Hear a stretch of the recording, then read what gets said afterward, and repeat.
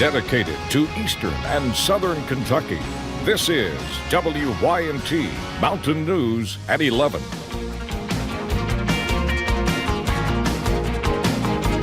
Good evening, I'm Emily Bennett. We got a nice break from the rain today, but a flash flood watch was issued for the mountains as more heavy rain moves in tomorrow night. Chief Meteorologist Paige Noel continues our severe weather alert day coverage. Paige? Yeah, Emily, we got that flash flood watch. Now, it doesn't go into effect until tomorrow evening, but has already been issued and will stay in effect until your Thursday morning around 7 a.m. You can see all of Eastern Kentucky, West Virginia, and a few of our Virginia counties are in this. Our Tennessee counties were in this, but looks like they have been taken out of that for now. Satellite and radar, though, shows that we've gotten a very nice break from that rain today, but still have dealt with just those gloomy conditions and not a long enough break as grounds are still very saturated as we head into tonight. Now, we do still have a couple of warnings out for the rivers, but wanted to let y'all know about this newer one, flood warning for part of Leslie County. This goes until 6:30 p.m. on Sunday, and really it's for the confluence area, which is an area that floods pretty quickly and easily when we get heavy rain. So just be aware as we head into the next few days, and a lot of us need to be aware as over the past 48 hours, we've seen about an inch and a half to 2 inches, over 2 inches into McKee. Over in Harlan County on top of Black Mountain, very close to 2 inches as well. And we could be adding another 1 to 2 inches tomorrow night. We'll have more details on that coming up in just a few short minutes. Thank you, Paige. Now, Whitley County was one of the hardest hit areas last week for flooding, and now they're receiving some help from Nashville. The Churches of Christ Disaster Relief Program contacted the Shiner Church of Christ located in Williamsburg and organized a semi-truck full of donations to be delivered this afternoon. Now, I was there as they organized and gave out the supplies. This truck bringing some relief for Whitley County. This is the only help that I've had since all this has happened. An organization from Nashville, Tennessee watched from afar as the floodwaters rose and prepared to meet people's needs. Ready in a moment's notice. It takes them just hours to load the truck and to be able to get a driver to drive across the United States to be able to be here. The truck. There are over 70,000 retail dollars that have been spent to be able to have this one truck come in town here and to meet many needs. Full of a variety of supplies. There's probably 10 or 20 different kinds of things that will be delivered. Local church volunteers organized all the donations, preparing for families to pour in. We're poor people. We can't afford nothing like that. You live on a fixed income, that's all you got.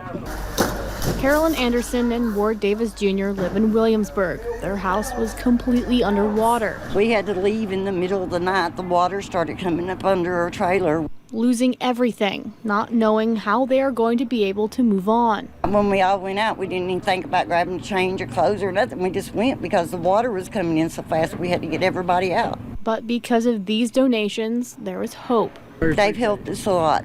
Hope to continue the cleanup process. Trusting with this help, they can begin to start over.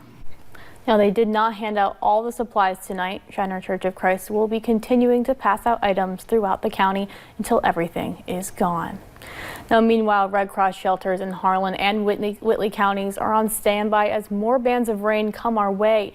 People in Harlan County can go to Harlan Baptist Church. We've pointed that out to you on this map. That is at 120 West Mound Street in the city of Harlan. And anyone who needs shelter in Whitley County can go to the National Guard Depot at 215 Hurricane Hollow Road in Williamsburg. Anyone in need of shelter can call the Red Cross hotline at 859-428-8345. You can also call 1-800-RED-CROSS. Now, some farmers in Whitley County lost nearly everything. Now they need help building it all back. The flooding caused an estimated $60,000 in damage to Sally Gap Farms. That money may be hard to come by for the family-owned business, as the farm is their sole income. The family lost several buildings and machines for their bakery house. The family did catch a glimpse of a few of their picnic tables going down the river. I was beside myself watching everything that I'd worked for all my life leave. But, you know, we prayed about it, and I know that God is going to help us build it back. If you would like to see how you can help the Metters family rebuild their farm, you can reach out to them at the Sally Gap Pumpkin Patch Facebook page. Now, with flooding still prevalent across much of the region, this upcoming rain is not a welcoming sight. At Buckhorn Lake State Resort Park, water levels got up to around 810 feet above sea level. That's about 20 feet short of last year's level. Marina manager Ryan Miller spends his time on the lake managing what he can with the marina while maintaining areas not hit by flooding yet. In his 4 years of work, he says flooding has become common. Seems like past 3 years has been the same thing. You always hope that you can get rid of some of the water that you got before the next one starts, but at this time we didn't get rid of maybe about a foot before it started coming back up again. With the upcoming rain, Miller says he thinks they could see another 10 to 12 feet of water at the lake. Now, water and hazard rose to its highest level in 17 years last week. On Main Street, one of the newest businesses in town, the Red Spotted Newt bookstore, flooded. While owner Mandy Shuffle was able to get her stuff out in time, she didn't have any serious damage, and she plans to continue to run her bookstore despite the flooding potential. And again, it'll just be keeping an eye on the river.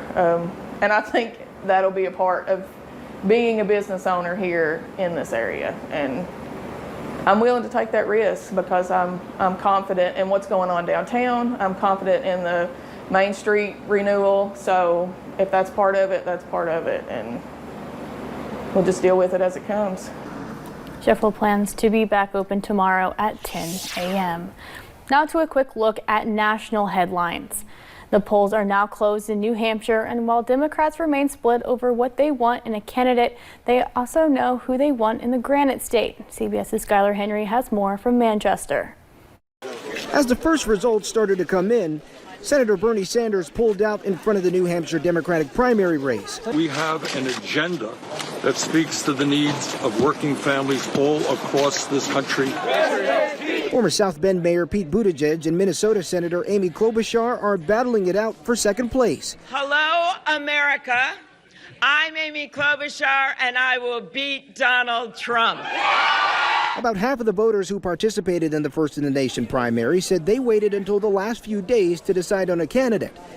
New Hampshire, we've got some news for you. CBS News projects that Senator Bernie Sanders is the winner of the Democratic New Hampshire primary. He won 4 years ago in 2016. He is from the nearby state of Vermont and victorious again tonight. It's been a close race. Mayor Pete Buttigieg is in second place and Senator Amy Klobuchar is in third. The other candidates, Elizabeth Warren and Joe Biden, are well behind the frontrunners, and based on our CBS News projection, neither of them are going to be able to leave New Hampshire with any delegates. Want to go straight to Ed O'Keefe, who is at Bernie Sanders headquarters. And Ed, how did Senator Sanders do it? Well, good evening, Nora. He's just speaking here to his supporters at Southern University. He did it by being consistent on the issue of health care, the top issue of concern for Democratic primary voters this year. His supporters also credit him with taking on moderate Democrats like Joe Biden and Pete Buttigieg. His advisors say especially the attacks on the former mayor in recent days for taking campaign contributions from billionaires propel his people versus the powerful message. One bit of history to note, Nora. Sanders now becomes the first non-president to win back-to-back New Hampshire primaries. Nora? All right, at a raucous rally there, Ed, thank you. Want to bring in Major Garrett, our chief Washington correspondent, who's also here in Manchester. And Major, the other big story tonight, a strong finish by Mayor Pete and a strong finish by Senator Amy Klobuchar. That's right. Mayor Pete is going to build fundraising from this strong finish. He's now 1-2 with Bernie Sanders in the first two contests. Remarkable considering where he began this campaign. And a strong finish for Amy Klobuchar. She's already decided to add to her staffing in Nevada and South Carolina, the next two contests in this race. You can really call this a three-way race, though former Vice President Joe Biden would say, don't forget about me, African Americans in South Carolina. That is the last stand possibly for Vice President Biden, who has vastly underperformed in both Iowa and in New Hampshire. Nora? And where does Mayor Bloomberg play in all of this, as he has not competed in either Iowa or New Hampshire? It's hard to know, but he looms large in this race because he has a lot of money. He's spending it aggressively, and he's also building infrastructure in those Super Tuesday primary states that vote 1 week after the South Carolina primary. So he looms large. When you talk to voters here in Iowa, they're thinking about Bloomberg, just haven't had a chance to vote for him yet. Those days are coming close. All right, Major Garrett with the news as we look toward the next two states, Nevada and South Carolina coming up. So more contests ahead, and we will cover it for you here at CBS News. We should also mention two candidates dropped out of the race tonight, Colorado Senator Michael Bennet and entrepreneur Andrew Yang. So that now leaves 9 candidates vying for the Democratic nomination. Our coverage is going to continue on our 24-hour streaming network, CBSN, and on your late local news. This has been a CBS News special report. I'm Nora O'Donnell, CBS News, Manchester, New Hampshire. Now, as you just saw, Senator Bernie Sanders is now projected by CBS News to win the New Hampshire primary. Now, the last time New Hampshire voters picked the eventual Democratic presidential nominee was in 2004. Now, deputies in Laurel County need your help finding an escaped inmate. Jail officials say this man, Jason Rice, ran away from his work detail this afternoon near the Livy Jackson Cemetery in Barbourville. Now, he was last seen near Highway 1023 and Highway 223. Anyone who sees Rice is asked to call police. Now, Clancy Atkins was shot in his Pike County home 3 years ago, leaving behind a family, friends, and more questions than answers. The identity of the murderer is still unknown, and Kentucky State Police troopers say they have followed every lead to a standstill. But the family has not given up, and neither has KSP. But they need your help to find the next lead. The family says they will not rest until they get the answers they are looking for. At least maybe if we knew it, we might, feel like, he's getting justice for it. Anyone with information about the murder is asked to contact Kentucky State Police Post 9 at 606-433-7711. Now, 2 criminal justice bills are headed to the state Senate. One of them would automatically expunge felony charges from criminal records if there's an acquittal, a dismissal, or no indictment after 6 months. The second bill would align probation incentives to match those of parole. Governor Andy Beshear said in his State of the Commonwealth address that criminal justice reform would be a priority for his administration. The new head of what many is hoping a huge Eastern Kentucky employer skipped a state Senate meeting today. Brady Industries Chairman Charles Price instead addressed the Kentucky Appropriations Committee by letter. The move comes during a recent leadership change for the aluminum company and questions over financing the $1.7 billion project. Are they going to get power to the facility?